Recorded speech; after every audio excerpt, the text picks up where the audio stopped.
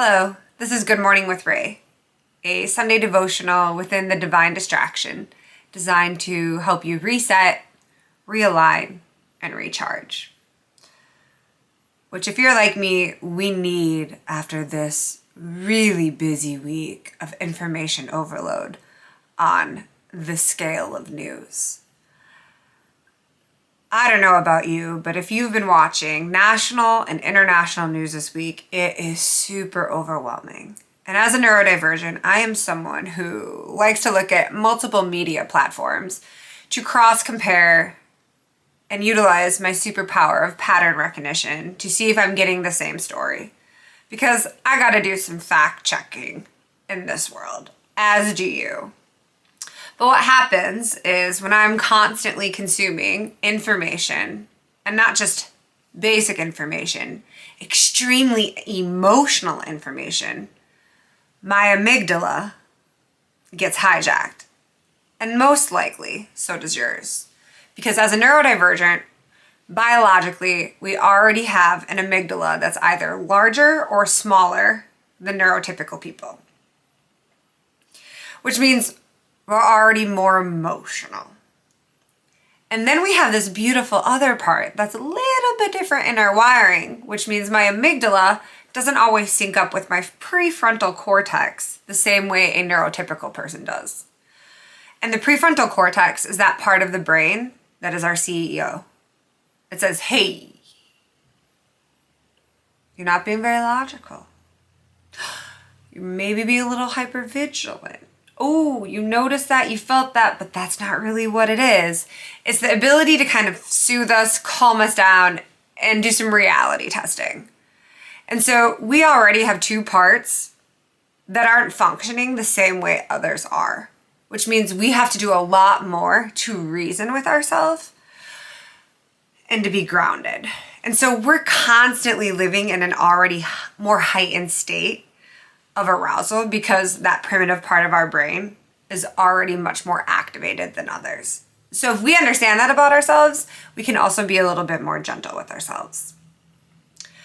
But what happens is when we get this flooded feeling, a lot of the time we're unable to come back to center, which might align with our faith. And we start to ask more questions. How can you, God, allow what's going on in Minnesota to happen? How can you allow XYZ going on over in Iran, Venezuela, right? There's all these places that when we're seeing the madness, we're like, God, where are you? What are you doing? And that is where we look at 2 Timothy chapter 1, verse 7. For God has not given us a spirit of fear, but of power and of love and of a sound mind. For God has not given us a spirit of fear, but of power and of love and of a sound mind. So right there, God's saying, hey, I know we're going to walk through a valley of darkness. I know there are going to be things that are hard. But I don't want you to be in a state of fear. I want you to trust that I have given you the ability to come back to center, to me, and to trust that I can emotionally hold you and regulate you and provide you with a sense of calming.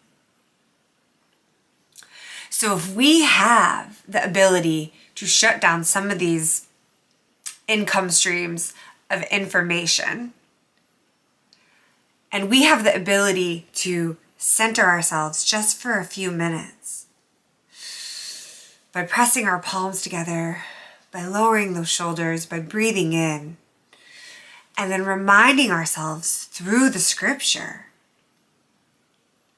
that we have these really big promises that are made to us, that we don't have to live in fear.